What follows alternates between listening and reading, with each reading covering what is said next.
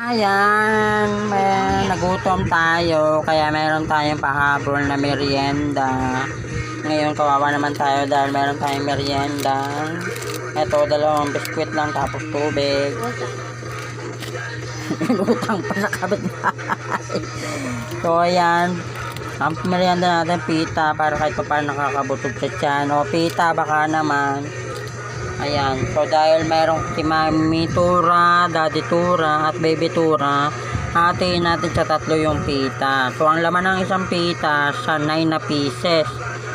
So kung hatiin natin, tayong 1.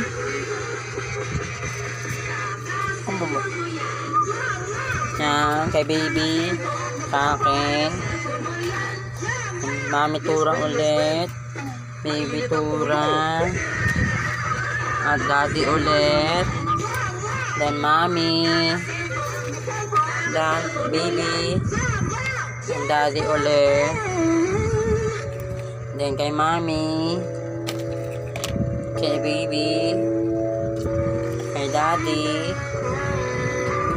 kay Mommy ulit, kay Baby, kay Daddy, kay Mami, kay Baby, kay Daddy.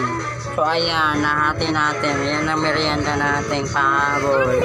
Oras natin ay alas 6 na ng hapon. So meron tayong 2, 4, 6. Meron kami tiga-6 na biskwit. So ayan, merienda time, kain na.